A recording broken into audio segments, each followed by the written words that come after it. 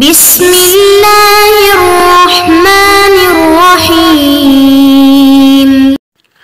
اعوذ باللہ من الشیطان الرجیم وزکریا اذ نادى ربہ رب لا تذرنی فردا وانت خیر الوارثین۔ عزیز طلبہ اکرام، سبق نمبر 250 سورۃ انبیاء آیت نمبر 89 ہے۔ حضرت زکریا علیہ السلام کا تذکرہ۔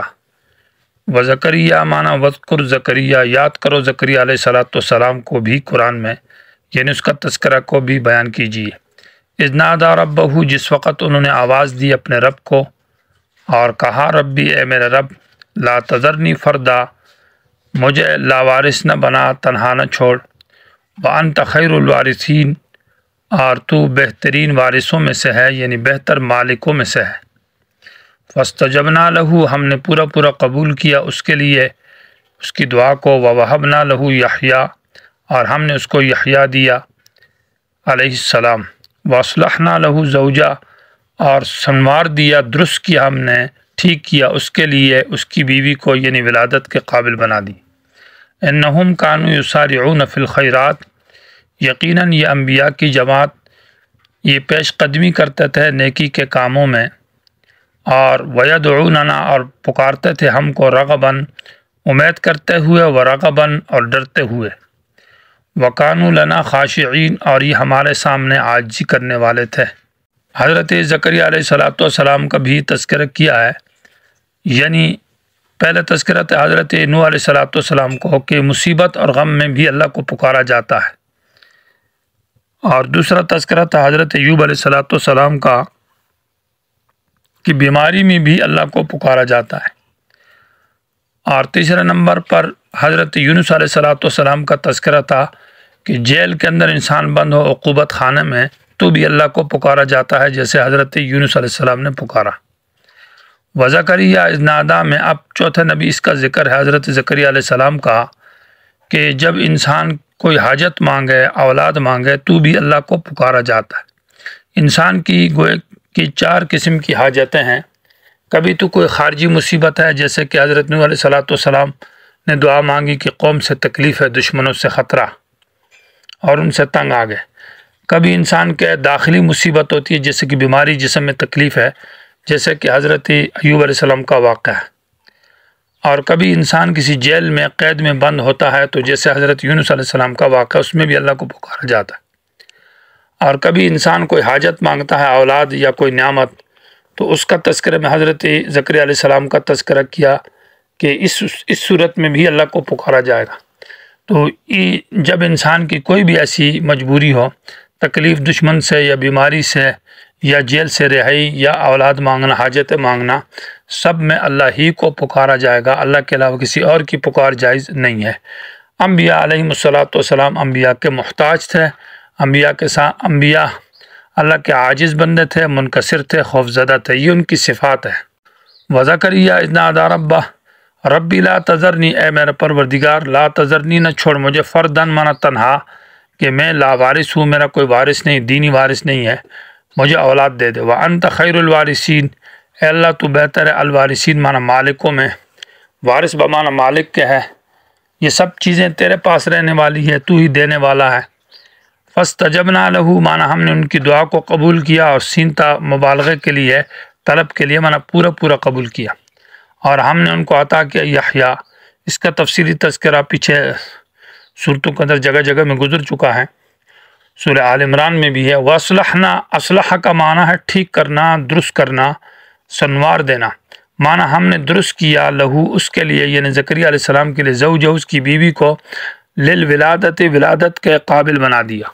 صلاحیت سے مراد یہ ہے کہ ولادت کے قابل بنا دینا۔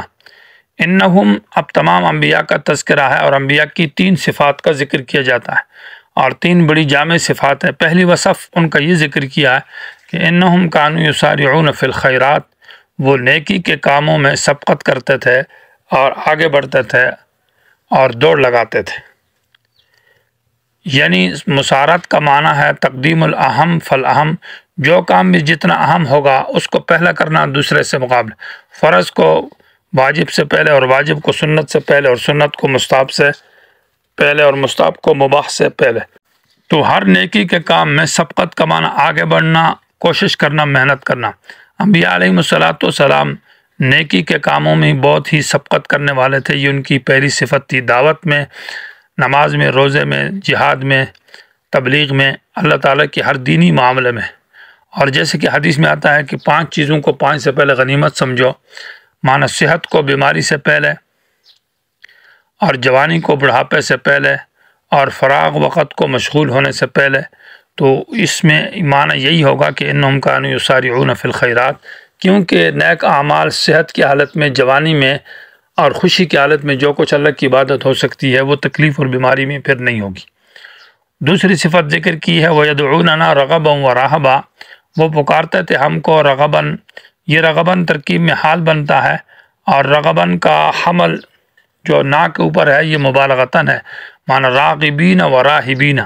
رغبت کا معنی محبت اور امید، اور رہباً کا معنی ڈر اور خوف۔ تو معنی یہ ہے کہ یدعوننا پکارتے تھے ہم کو رغباً، کہ ہم سے امید بھی رکھتے تھے، معنی محبت بھی رکھتے تھے، ورہباً اور ڈرتے بھی تھے۔ اور ایمان جو ہے وہ نام ہے اس چیز کا کہ خوف اور رجا کے درمیانی جو کیفیت ہے اس کو ایمان کہتے ہیں، کہ انسان میں خوف بھی ہو، اللہ کا ڈر بھی ہو، اور ساتھ ساتھ اللہ سے امید بھی رکھے۔ اس درمیانی کیفیت کا نام ہی ایمان ہے۔ الایمان بین الخوف والرجا۔ مومن آدمی جو ہے وہ اللہ تعالیٰ سے وہ اپنے نیک اعمال، نیکیوں کی آس بھی رکھ باندھی ہوتی ہے کہ میری نیکی ہے، ان کے اوپر اس کا تکیہ اور سہارا ہوتا ہے۔ اور اسی طرح نیک مومن آدمی جو ہے نا وہ گناہ اپنی کوتاہیوں سے خائف بھی رہتا ہے، مانا ڈرتا بھی ہے۔ اور اسی طرح مومن آدمی جو ہے وہ اپنے اعمال کے عدم قبولیت کا کھٹکا بھی اس کے دل میں رہتا ہے کہ میرے اعمال کہیں قبول نہ ہو، یہ ڈر بھی رہتا ہے۔ اور ساتھ ساتھ اپنے اعمال کے اوپر امید اور تکیہ بھی رکھا ہوتا ہے کہ اللہ تعالیٰ نیک اعمال کی وجہ سے مجھے معاف کرے گا، اور ساتھ ہی کھٹکا بھی رہتا ہے۔ اسی طرح اللہ تعالیٰ کی رحمت اور مغفرت کی امید بھی رکھتا ہے۔ تو اس درمیانی حالت اور کیفیت کے اندر مومن رہتا ہے، اس لیے ایمان جو ہے نا خوف اور رجا کے درمیانی حالت اور کیفیت کا نام ہے۔ یہی صفت ہے انبیاء علیہم السلام کی، وَيَدْعُونَنَا رَغَبًا وَرَهَبًا، کہ وہ محبت اور خوف دونوں حالتوں میں ہم ہی پکارتے تھے، ان دونوں حالتوں میں رہتے تھے، نیکیوں کا سہارا بھی رکھتے تھے، آس بھی رکھتے تھے، اور ساتھ ساتھ ہمارا خوف اور ڈر بھی رکھتے تھے۔ اور مطلب یہ کہ اس طرح کیا وَكَانُوا لَنَا خَاشِعِينَ، اور تیسری صفت یہ ہے کہ وہ ہمارے سامنے عاجزی کرنے والے۔ مومن جو اللہ کے سامنے عاجز ہوتا ہے اور منکسر رہتا ہے اور اللہ تعالیٰ کے سامنے جھکا رہتا ہے، جیسے کہ کوئی آدمی، کوئی شخص کسی بڑے بادشاہ کے دربار میں چلا جائے اور اس کے دربار میں جاتا ہے تو اس کے سامنے خوف زدہ رہتا ہے اور جھکا رہتا ہے، عاجزی کرتا رہتا ہے اور متوجہ ہوتا ہے اس بادشاہ کی طرف اور ان کی باتوں کی طرف۔ تو یہی حالت ہے کہ انسان جو ہے بندہ اللہ تعالیٰ کے سامنے متوجہ رہے اور اللہ تعالیٰ کے سامنے اپنے کو نیچے رکھے، عاجز رکھے، کمزور رکھے اور عالم قدس کی طرف متوجہ رہے۔ اس کو خشوع کہتے ہیں، اور یہی اخبات ہے اور یہی چیز اللہ تعالیٰ کو پسند ہے۔ وَكَانُوا لَنَا خَاشِعِينَ، تو یہ 3 صفات ذکر کی انبیاء علیہم السلام کی۔ یہاں آیت کے اندر 17 انبیاء کا تذکرہ ہے۔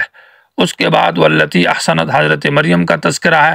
اس کو ان انبیاء کے ساتھ میں شمار کیا جائے تو یہ 18 بن جائیں گے۔ واللتی، اور یاد کرو مانا اس عورت کا تذکرہ، احسنت فرجہا، جس نے بچایا اور حفاظت کی، فرجہا اپنے ناموس کی، فنفخنا فیہا، تو پھونکا ہم نے فیہا مانا اس کی گریبان کے اندر، میں روحنا اپنے پاک روح کو، وجعلناہا اور بنایا ہم نے مریم کو، وابنہا اس کے بیٹے کو، آیتاً بہت بڑی نشانی، للعالمین مخلوقات کے لیے، عالم کے لیے، یعنی ہماری توحید کی علامت تھی۔ تو حضرت مریم کا تذکرہ ہے کہ واللتی، وہ عورت، احسنت فرجہا، جس نے اپنی شرمگاہ کو مانا محفوظ کیا، عن مسیس الرجال، مردوں کے چھونے سے، نہ باعتبار نکاح کے اور نہ باعتبار ویسے بغاوت اور زنا کے، نہ عورت مرد ان کے قریبی نہ آیا، نہ باعتبار زنا کے اور نہ نکاح کے اعتبار سے، اس لیے احسنت فرجہا کا ہے۔ فنفخنا فیہا، پھر ہم نے ان کے اندر پھونک ماری، بواسطہ جبریل کے مراد ہے کہ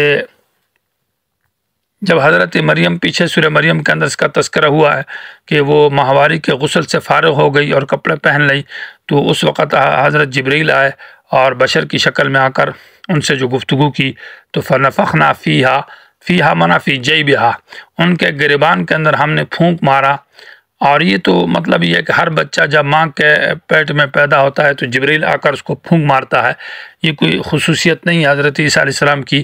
البتہ اتنی بات ہے کہ یہ بغیر توالد اور تناسل کا جو سلسلہ ہے اس طرح نہیں ہے، اس سے ہٹ کر ایک خرق عادت والی حالت ہے۔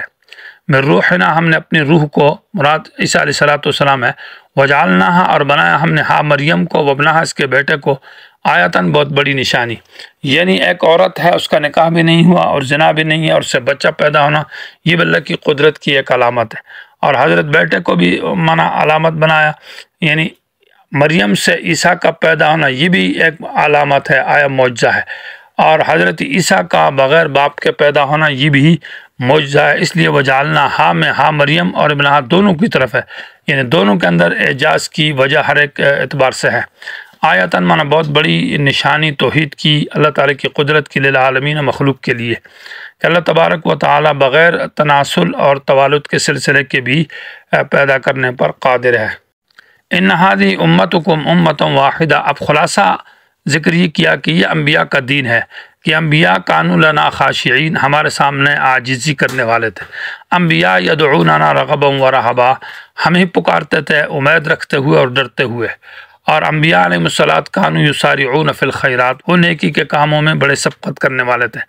اور اللہ تعالیٰ نے کہ فاستجبنا لہ، ہم نے ان کی دعا قبول کی ہے، نادا، انہوں نے ہمیں پکارا ہے، کننا لہم حافظین، ہم ان کی حفاظت کرتے تھے، اور کننا بہم وکننا بکل شیء عالمین، ہر چیز کو ہم جانتے ہیں، وکننا فاعلین، ہم نے یہ کام کیا ہے، وکننا لحکمہم شاہدین، اور ہم ان کے فیصلوں کے وقت موجود تھے۔ تو اس طرح کی آیات جتنی بھی ہے، فاستجبنا، نادا، یہ تمام فکشفنا ما بہ من ضر، یہ تمام کی آیات کا حاصل اور خلاصہ یہ ہے کہ تذکیر الغافلین بذکر واقعات الانبیاء، کہ او غافلو بیدار ہو جاؤ، اللہ کے سوا کسی اور کو نہ پکارو، اللہ ہی کو پکارو، سب اللہ کے محتاج ہے، اللہ کے سامنے عاجز ہے۔ تو سوال پیدا ہوتا ہے کہ یہ دین جو ہے یہ انبیاء کے ساتھ خاص ہوگا؟